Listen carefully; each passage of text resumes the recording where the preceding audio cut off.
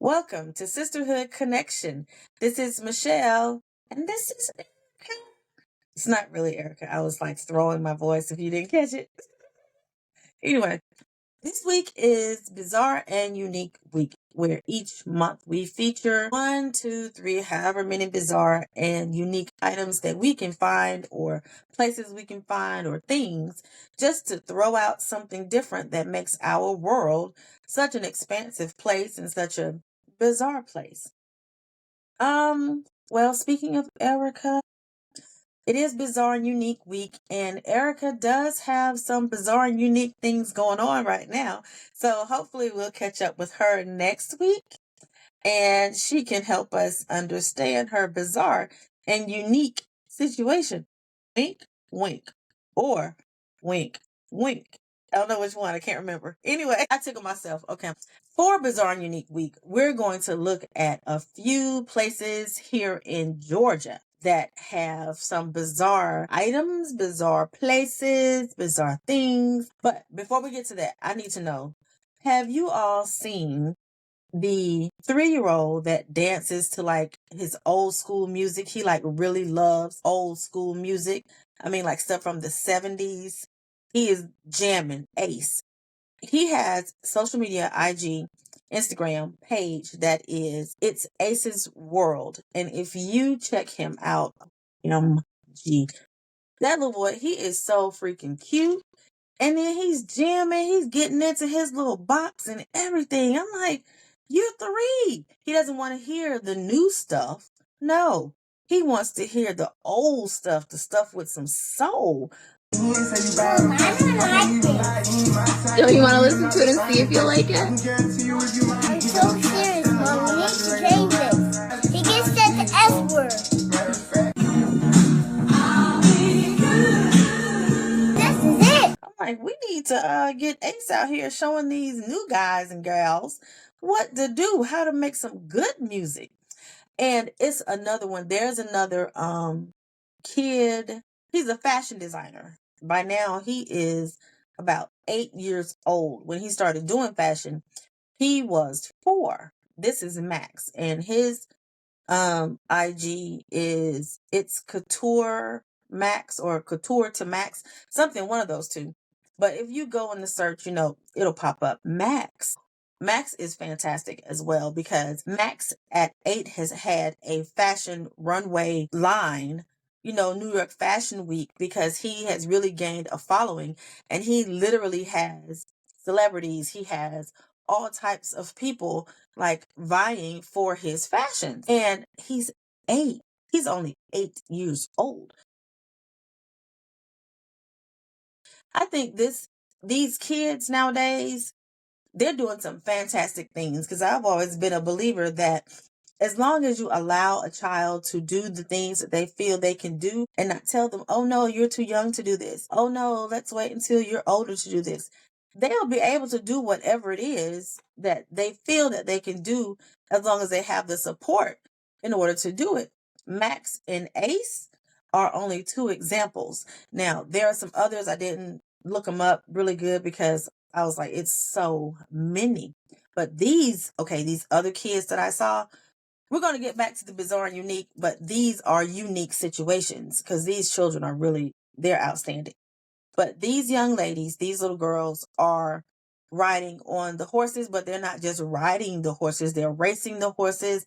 They're participating in rodeos, and they're winning. One little girl, I think she won. Yeah, she has $1 million worth of winnings, and she's like 10 years old. And she has her horse, and there's some video where she's racing the horse. You know how they do the barrel racing, where they do the in and out, through the barrel, but they do it really quickly. And and she is on it. Okay. I'm like, wow, where was all this support, and where was all this innovation when I was 10, 9, 8, when I wanted to be Wonder Woman? Okay. Anyway, bizarre and unique week, Georgia. Georgia, you know how everybody says Atlanta's not a real place? Atlanta's not a real place. Honey, I'm going to tell you, Georgia, it's not a real place.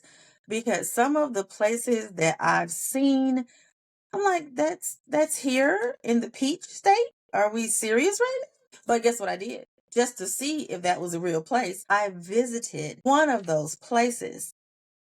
And let me tell you, honey, it was a very unique situation.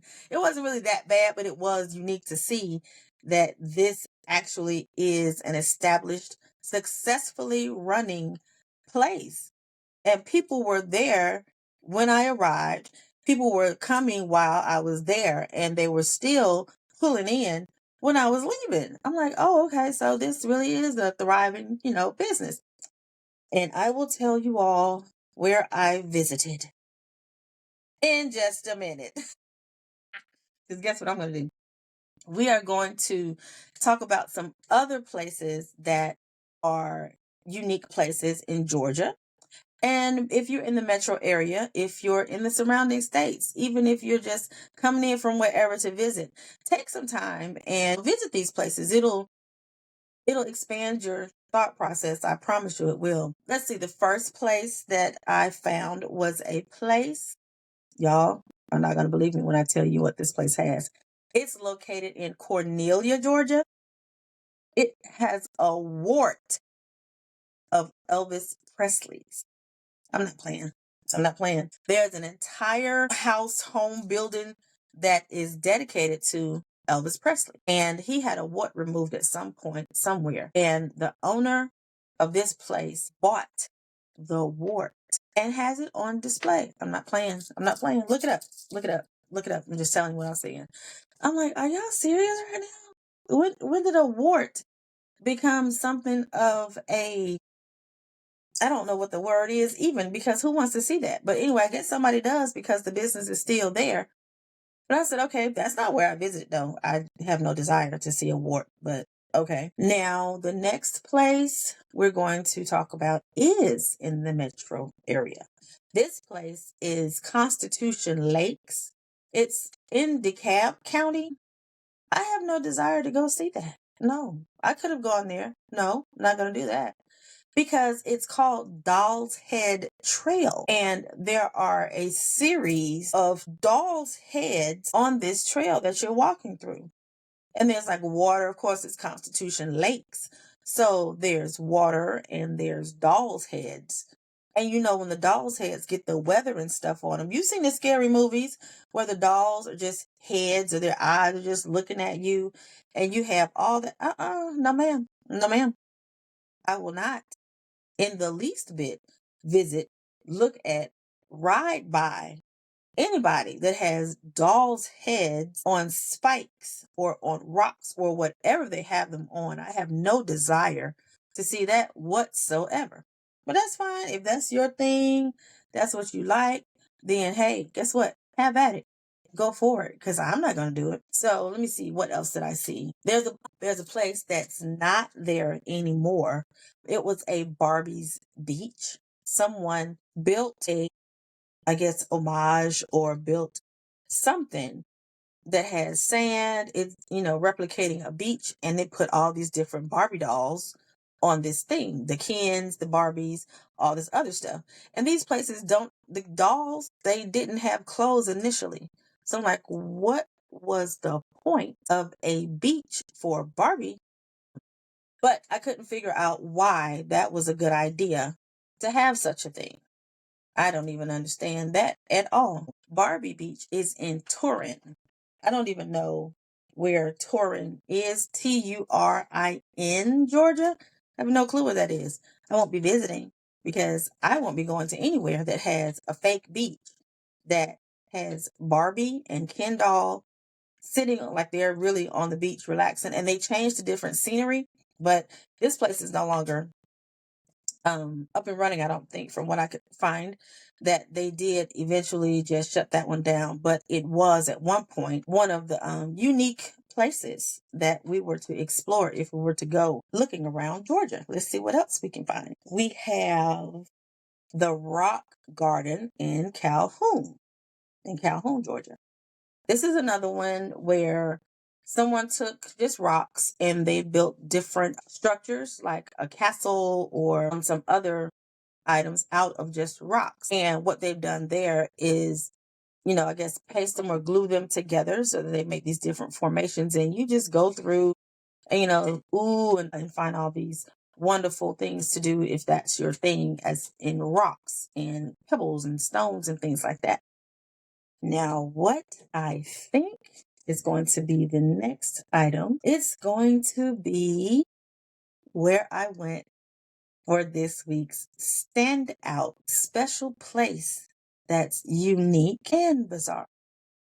So I took a little road trip, and I will absolutely have some details and some video footage for you. And I will have some special pictures and things for you to see as well, because I need y'all to see this. So I decided it's Georgia. It's my state. This is where I'm from. Let's go. So hopped in my little vehicle and let's ride. And we went north of Atlanta about 2 hours. We ended up in Cherry Log, Georgia. Now, I've never in my entire life heard of Cherry Log, Georgia, but hey, you learn something new every day. Cherry Log is near LJ, Blue Ridge, up in that North Georgia mountain area. And you would be like, oh, wow, I'm in the middle of nowhere. You would feel like that. You go up there, but it's cool. It was cool. I'm here. I'm a Georgia peach. So wherever in Georgia I choose to go, then I feel I'm welcome to be there. Now I may not stay after the sun go down, but I'm just saying I might go during the day, depending upon where we're going and who it is and what we're doing. Anyway, so back to our road trip. So we decide we're going to take a trip. We're just going to go check it out. And it didn't disappoint, I have to say. So I get there and I'm looking around like, this is really a place. And you know what that place is? It's the Bigfoot Museum. Yes, I went to the Bigfoot Museum. There's actually one in North Georgia. And what this place is literally an homage. Again, I say homage a lot. I like that sound. I like that word. It's a museum dedicated to Bigfoot, Sasquatch, Yetis, the whole gamut of these larger than life, hairy creatures that, rumored to live in the forest, live in the woods, live high up in the mountains and in the snow-capped regions of Nepal and all types of things. We have different sightings over the course of hundreds and hundreds and hundreds of years. And this is actually a place that has gathered all of that information and have put it into a format where you see all the different sightings. You see people that say they've actually seen the Bigfoot and people that think they may have seen the Bigfoot, or, oh, this is the region where I possibly could have seen, him or her. So it was actually quite interesting, to say the least. I had a great intro tour guide for the museum, which was Amanda. Amanda was very professional. You'll see her because she did give us a brief synopsis of what we would see facing the museum and, different information about the museum. But both ladies that were present, the cashier was very nice as well. They were very welcoming, which I truly appreciated. But moving on into the museum, you would be absolutely shocked and surprised because you see all these different they took casts of the footprints they've seen around the world. They have replicas of the scenarios where things may not have gone so well for people that were on the hunt or search or looking for the Sasquatch or the Bigfoot or whatever you want to call them. And the way they've put everything together, they took some time to really tell a story, to really make the Bigfoot come to life. And they really care about it. And you can tell because they have it sectioned off. There's one where there's a hand, and it's a large hand, missing a couple of phalanges or whatever, but it's a large hand and it has DNA. They've done some markings and they say, oh, the hand has DNA of human markings. So this could have been a hand of a Bigfoot. So it's like, okay, that's, different and interesting. But the one thing that I noticed, well, I didn't notice, but the one thing that stood out to me that I was told is that all of the information, all of the artifacts, all of these things for this museum were collected by one man, the owner of the museum and gift shop. They do have a gift shop, of course, that you can purchase all of your Bigfoot items, but they do have a gift shop. But the one man has collected all of these items outside of, I think there's one wall that has witness sketches, like the people who say they've seen Bigfoot and they had someone do the sketches. And those were donated by other researchers, other people that were on the look for Bigfoot. So that part might be belonging to someone else. But the remaining items all belong to him. They have cameras from the 1960s that some of the people that went to look for the Bigfoot like actually belong to them. These would have been entrepreneurs. These would have been, tycoon businessmen who were on the hunt for this mysterious creature. So it's really very interesting if you go in with an open mind as far as let's see if we can find something new, something different, something outside of the ordinary. Look at Bigfoot. Oh no, I'm scared. Expedition Bigfoot. This is one of our unique spots inside of Georgia. We are in Cherry Log, Georgia, right next to Ellijay. This is going to be fun. Oh, wow. This is a bizarre and unique place. And let's take a look at what we see.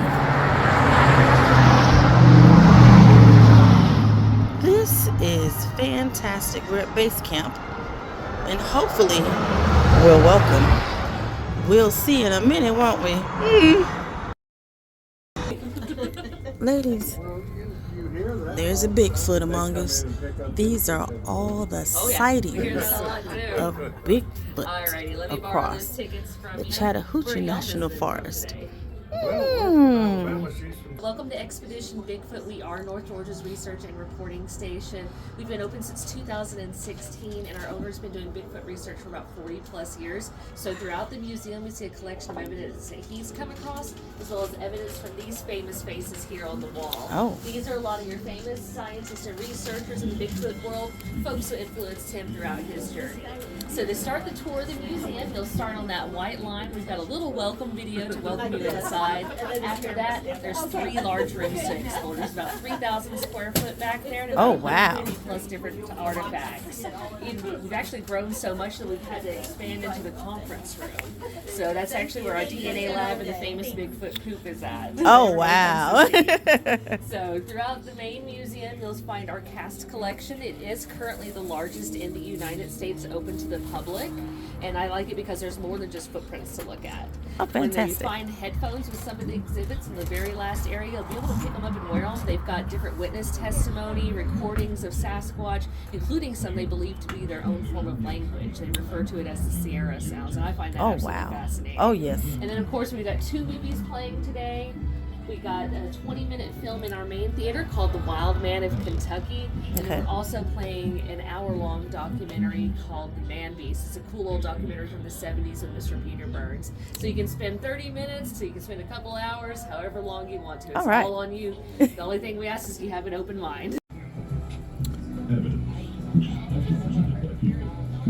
Life-changing experiences that have made them unique.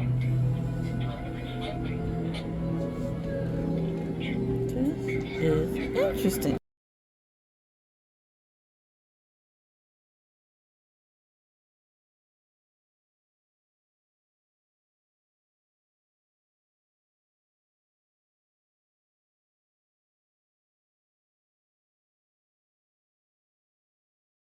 Okay, ladies, guess what? We've had a fun time here at our wonderful, wonderful place, the Bigfoot Expedition. So now guess what we're about to do? Find something to eat. We're going to swing on down to Biggins and see what they have. So another place that Georgia has that you can go look at that may be bizarre or unique, and that is Pasaquan in Buena Vista.